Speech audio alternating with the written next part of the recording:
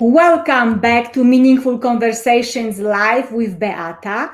I'm here every Tuesday at noon Mountain Daytime, and I'm bringing to you very special people, change makers, people that impact other people's life just through what they go through. So they use what make them sometimes feel stuck, so what makes them, like today's guest, he had all the reasons do not pursue his life in the way that he did, and he found the courage, he found the power. So I'm here every Tuesday with these powerful people to raise awareness, to inspire transformation and encourage positive change in you. And if we can help only one person with that message, that's all what I want.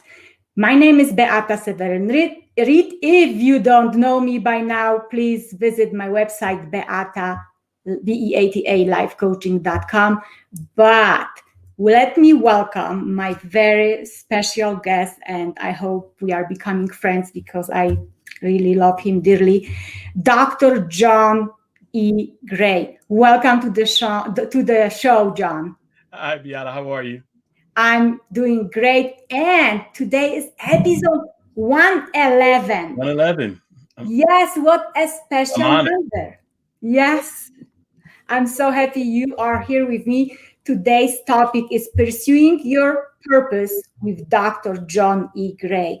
And before I will go further and we're going to dive deep in questions, I want to, my audience and whoever is watching, give a little bit snapshot of who you are, because you do so many things that, I would probably spend 2 days just talking about what you do in your life. Dr. John is a coach, leadership consultant, speaker. What is amazing, he is called, he is a real professor at the Stockton University in New Jersey, but also he is called Professor of Positivity. Hello, what a great nickname. Welcome to the show again. Dr. John believes that everyone has the ability to make a positive contribution to the world. Having come from humble beginnings and overcome many obstacles in life, in business, he encourages and inspire others to find and grow their resiliency muscle. Is that so, Dr. John? Absolutely. That's my purpose. Yes, and you also host the Power of Positivity show, yeah? Yes, and that was part of the goal, to get people to think more positive, to change their perspective. Because honestly, the philosopher Rene Descartes says, "I think, therefore I am." And every action is preceded by a thought. Every invention is preceded by a thought. Every creation is preceded by a thought. So it starts with our thought process. It starts with our mindset. And I'm very curious, and I would love you to share with our audience, because I think you have beautiful story of overcoming stuff in your life, and I would like to just give in your own words, like how you were able to pursue your life in the way you did, achieve so much, coming from the place where in age 7 you lost your mom and you ended up in foster home. Yeah, so can you just shortly give us a background, because I would love people to know that no matter what, you are able to achieve whatever you want, and you're gonna tell us why. Absolutely. First and foremost, when we have this in common. Every person on the planet has this thing in common, that we will all face adversity at some point in our lives. Every last one of us. We all have that commonality as human beings. My thing is, you got to have something to hold on to. You got to have something, some light at the end of that dark tunnel to hold on to, connect on to. Mine was, The last time I saw my mother alive. Now, this was in 1976. And at this time, they didn't allow children to visit in hospitals. They didn't allow that. And the only time you can visit in hospitals was a final visit of someone who was going to pass away. So I was not aware that the last time I saw her was going to be the last time I saw her live. Yeah. But what I remember her saying to me, because I'm the baby and I was spoiled. She said, "Be good, be good." And I literally at 7, I took that to mean I'm going to be the best I can be because my mom told me to be good. Now, did I always make the best choices? No, absolutely not. But it was something I held on to, that little spark of what my mother left me. John, be good. And I internalized that be good to be great, to be excellent. That's what I internalized it as. Wow, that is amazing. And for everyone who is listening, I'm talking to Dr. John E. Gray, that is a phenomenal person and inspiring to all of us. And we are talking about pursuing your purpose. So the next question to you, Dr. John, is how did you discover what you were meant to do in this life? You know, discovering your purpose is a journey. It is a journey. And I discovered my purpose, ironically. You know, they say when man plans, God laughs. That's so true. And when I went to college, I really thought that I was going to, because I majored in criminal justice. I thought I was going to be a prosecutor. I thought I was going to be in law enforcement, because it was a natural overflow of my military background. So I thought that's what I was going to do. So I was working in a juvenile detention center. I was a juvenile corrections officer. And I remember, Beata, I had to take this 10-year-old to court. 10 years old. And he was shackled, hands, waist, and feet at 10 years old. And I made up my mind at that very moment, I could never do that again. My job is to not put chains on people. My job is to help people take the chains off. And I became a social worker, and then I went into education after that. And that lit the spark of my passion. I'm not called to keep people in captivity through my employment. I'm called to help people be free of whatever is binding them. So that led to me becoming a preacher and an educator, and that led me on a path to my purpose. Wow, what a story. I love it. My job is not to put chain on people's hands, but to take them off. What a beautiful quote. I'm going to quote you all over on that. Okay, so we have a lot of young entrepreneurs these days, and they are watching that show. So I'm wondering, what is the first step that you would suggest them to discover, to take, basically to discover what is their calling? Follow your heart and trust your instinct. Follow your heart and trust your instinct. Here's the problem. In our society, we're often told to chase money. But if you chase your passion, those things will come. And sometimes we chase material things when we should be chasing our passion and the things we love to do. The thing you love to do, how do you know what that is? Is the thing that you can do for free, that you'll love to do regardless. The thing that you will do for free and that you will love to do regardless. There have been times in my preaching career where I had gone to churches and I knew it was a smaller church and I knew they really couldn't give much of an honorarium, and I declined it.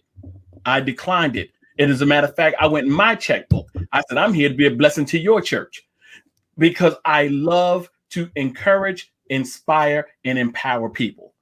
That's how you know you operating in your passion, when it's something that you can do that you don't necessarily get paid for, but you would do anyway because you love it. Wow.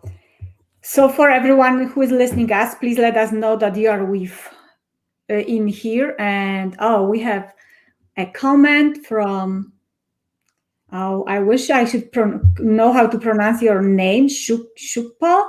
Thank I you, my hope friend. it's correct. Is it your friend? So thank you for being here with us. Really He's my friend because welcome. he's connecting with us here. So thank you for the words, my friend. Yes, thank you so much for being here. And if you have any questions, you have Dr. John live with us here. So please do not hesitate. Send those questions our way. And follow your heart and trust your instincts. That is so wise, and I agree. But sometimes when we follow our heart, or we think that, oh my gosh, I think it's what I supposed to be doing, but there is fear. There is this freaking fear that stops us at the door because we are so insecure about what are we gonna succeed or not. So how do you know when to listen to your fears and when to ignore them and take actions?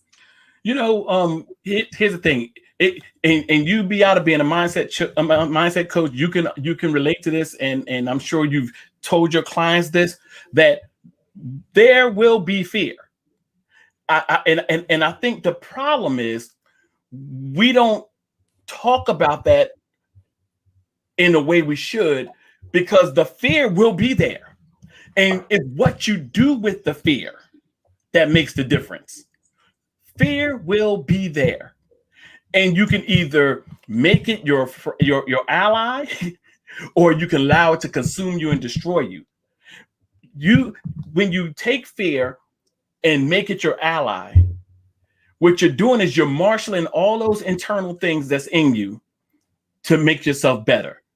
You're taking that crisis and making it an opportunity. You're taking that barrier and you're making it into a purpose builder. But you have to master that fear.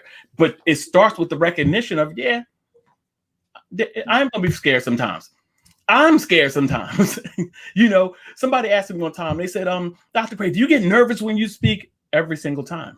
Yeah. Every single time. Same. Yeah. So fear is a natural thing. It's our response to the fear that makes all the difference. Absolutely. And how many times this fear is just an illusion, because in real life we are gonna be alive. No one is gonna, we don't risk our lives. It's just that fear. And the most often, in my case and my client's case, is that we care so much about opinions of others, what they're gonna say if I don't succeed. Well, and who is the biggest judge of ourselves? We are. So Yes. We are in the way. So based on what you just said, that we have to face the fear because it's most of the time it's not even real. Do you think that people are more afraid of the responsibility of achieving their goals or not achieving them? I think our response to fear comes from a negative perspective, because we live in the what if, but there's two what ifs. There's the what if I fail and what if I succeed. And we live more in the realm of the what if I fail. And that's where we dwell most of the time. We don't put our emphasis on the what if I succeed. We put our energy, and it comes from mindset and perspective. Because guess what? Here's what I ask people. What would you do if you knew you couldn't fail? You couldn't fail. What would you attempt if you knew you couldn't fail? And what do you hear most of the time? What do they say most of the time? They tell me about all the things they would love to accomplish. And I said, then why don't you? Because I might fail. Exactly. You dwell more on the possibilities of the negative aspects. But what about the possibilities from the positive perspective? What if you do succeed? What if it does work? What if you do win? So we have to come from that negative. That's why I'm all about positivity, because positivity changes the atmosphere. You see, there are two types of people in the world, Beata. There are thermometers and there's thermostat people. The thermometer simply just read the temperature in the room. That's all the thermometer's job is. What's the temperature? The thermometer is simply limited to reading the temperature of the room. Now the thermostat is designed to change the temperature. And our job is to help move people from simply being mere thermostats to thermometers, so they can begin to change the atmosphere through their mindset and their change and their positive perspective.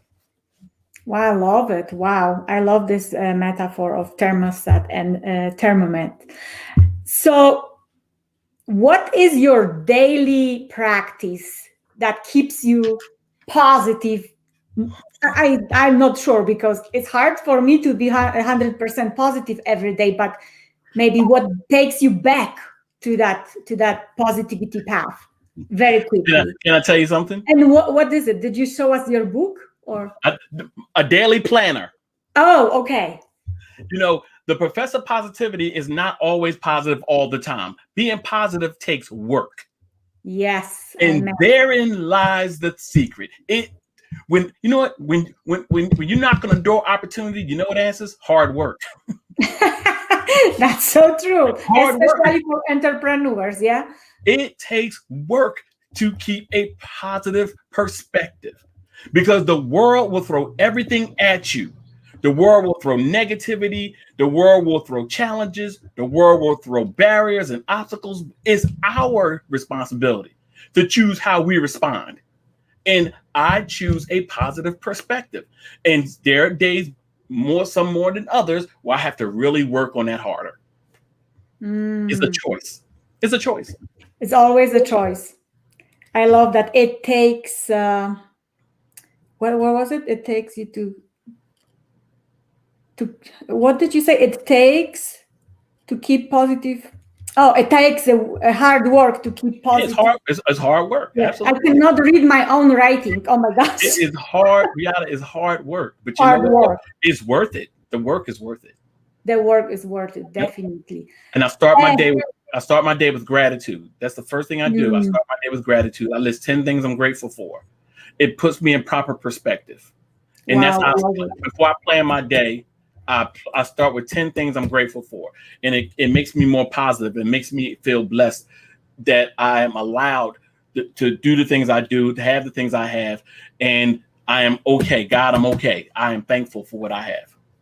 I love it. And it's basically you tell your mind in the morning, you just show that positivity way, like, okay, you program yourself in the morning how I'm gonna go. And come on, life is, is not easy. Life is not, there's no manual to life. So you're probably gonna have some days where you're gonna be, oh my gosh, I thought that this day is gonna be the greatest, and you are stuck in some madness and frustration. And the best way to go back to your positive side is to remember what you are grateful for. Absolutely. Absolutely. I love it. I love it. So why pursuing our purpose, Dr. John, really, why does it matter? Pursuing our purpose, why does it matter? You know why? Because if we don't walk in our purpose, then we're living selfish lives. Why are we here?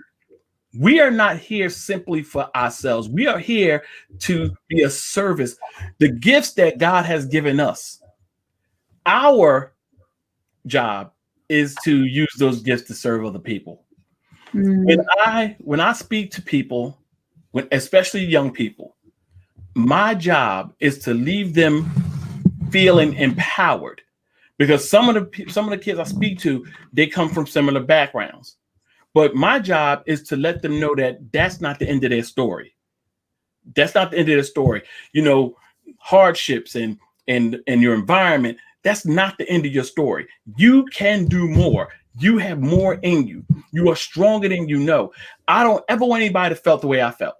I do not want anybody, because I had to figure it out a lot on my own. And I don't want anybody to feel the way I feel. And if I don't walk in my purpose, I'm doing a disservice to somebody who needs me. And that's how I feel. I'm doing a disservice. But Dr. John, so this purpose that and I truly believe that more than often we grow into our purpose than we are finding it. But is it the purpose one and forever, or it can change? And is Oh, it no. okay It to change? changes. It changes as you change. It grows as you grow. It matures as you mature. You know, it's almost like it's almost like when you graduate. You graduate to one different place and your assignment changes. As you go through school, if you're in 10th grade, they don't give you a second grade assignment. Why? Because you should have grown enough to already have mastered the second grade assignment. So your assignment does change. Your purpose changes as you develop, as you grow. So yeah, absolutely, your purpose can change without a doubt. Absolutely. I'm totally with you, but I know that sometimes people they think that they discovered their purpose long time ago, and they feel guilty because they feel that it's not this anymore, that I grew, but I promised myself to follow that calling. Well, your calling grew with you. Yes. So, and it's okay to give yourself permission. And I think it's an important word. Give yourself permission to make changes. And Dr. John, I'm very curious because change and transition, it's what I work around with my people. How do you deal with change on everyday basis? Honestly, Especially the I'm like surprise ones, like you are not planning on that change. And because whoo, because I've realized that change is inevitable. yes. Change is inevitable. And it's so ironic that people get so shocked when things change. Right. Why are you surprised? The thing that is inevitable is change itself. Do you know that every second we are living, we are changing? Every second we live in, we're changing. Genetically, physiologically, we're changing. So change is going to happen. And we have to realize that we have to give ourselves grace. We have to give ourselves latitude, but we also have to prepare ourselves to be mentally prepared for change. It's a mental preparation. Now, there are some things that happen that we have to deal with in a moment's notice, of course. But the majority of change is not that instant. Some change happens over time. We just have to realize that change is inevitable. It happens to all of us. Change is a natural process in life. It happens. And after all, change is good because sometimes life just presents us with these unexpected changes because we would never be brave enough to create it on our own. So we got this little push. It's like, yes, you can do it. Yes, you can do it. And very often, like, no, I don't want. There is a resistance. Yeah. Some people miss the mark of their purpose because they choose to stay in one place too long. And their change is in the next chapter of their lives, but they still want to stay in a previous chapter. You have to move to the next chapter of your life and embrace and experience change because you may be walking into the best thing that ever happened to you, but you have to just embrace that change. Amen. And we have Tanya joining us. Thank you so much. Hey, Tanya, how are you? For being here. Thank you. Good morning. Good afternoon. Okay, Dr. John. So I know that you wrote 2 books. Can you tell us about that and what was the reason for each of them? And yes, my first book was it was an inspirational memoir. It was about my life, and it was called "Quitting Was Not an Option: A Journey of Perseverance and Resilience." And this book was actually 10 years in the making because there was so much that happened so much early childhood trauma that I had to live with and I had to deal with. This was my way of doing that. This was therapy for me. That book was therapy. It was therapy. And I couldn't have written that book unless I got into a place where I was better able to understand certain people that I wrote about. I was better understand myself. And I was able to give myself grace for how I experienced those things and what I experienced. And from a place of gratitude, God, thank you for allowing me to live through that stuff. So the second book is literally a book to help us focus on the main thing. Because once again, as I said earlier, we all will face adversity. But then there's some practical things that we can do to get past that adversity and change that no into next opportunity. So that was the second book called Above and Beyond. 8 things champions do to conquer their limits. You know, we all have a championship DNA in us. We all have a champion DNA, and we have to tap into that champion DNA in order to become the best version of ourselves. And that's what this book does. It helps you tap into your champion DNA to become the best version of yourself. Wow. Yes, I have the second one. I just saw the other one online and was reading a little bit.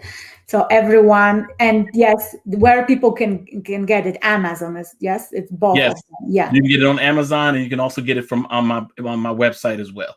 If you order from the website, I'll send it shipped and autographed. Yes, that's right. And here is the website is www.drjohnegrayaltogether.com. And we will go back to how to connect with you anyway. But before we will say goodbye to everyone, I want you to do what you did to me when I was on your show. I had a feeling that was coming. So when I was on your show, you surprised me at the end with the inspiration. So I would love to give the stage to you, and if you could inspire our audience for the next 2 minutes or so on pursuing their purpose. All right. Oh, you go ahead. I don't know why I cannot. Not a problem. I will go ahead. I have a question to ask you. Are you tired yet? Are you tired yet? Are you tired of not living up to your potential? Are you tired of listening to those negative voices? Are you tired of giving in to the naysayers? Are you tired of being captive and held bound to your doubts? Let me help you out today. I'm going to help you out. And this is going to sound a little funny, but I'm going to help you out. People will always have something to say, whether you do something well or whether you fail at what you try to do. Here's what I always say. You could literally go walk on water, and undoubtedly there will be somebody that looks and says, wow, they don't even know how to swim. Listen to me. You can walk on water, and somebody will look at you and say, they don't even know how to swim. Why do I say that? You cannot base your progress on what people think about you. You have to trust your instinct and follow your passion. Why? Because your passion is your permission to pursue your purpose. Your passion is that resounding, loud yes that is in your ear saying, go for it. The world needs your purpose. There are others who need your purpose. The world needs your inspiration. The world needs your motivation. The world needs your spirit. The world needs your positive attitude. Don't let anybody talk you out of it. Don't let anybody set limits for you. Listen, when you look in the mirror, that is your competition.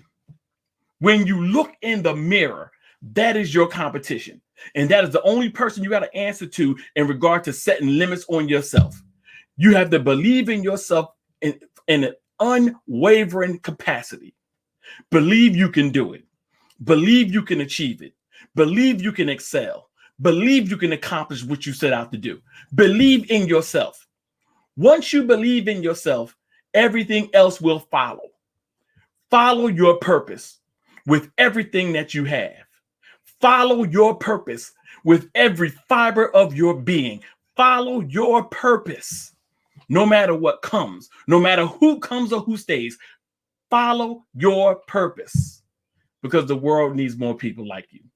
I'm Dr. John Gray, the Professor of Positivity, and that is my story. I'm sticking to it, and you guys have a wonderful, wonderful, outstanding, blessed day. Peace. What an inspiring ending. Thank you so very much. So powerful. And believe in yourself. You can achieve it. Well, no matter what. Oh my gosh, I could then, keep with writing all these words. When you look in the mirror, that's where is your competition. I love that. People, go to the mirror and look at your biggest competition. I couldn't ended it better. Before we go, please tell us one more time, what is the best way to connect with you and find out more about you? Yes, you can reach me on my website at drjohnegray.com.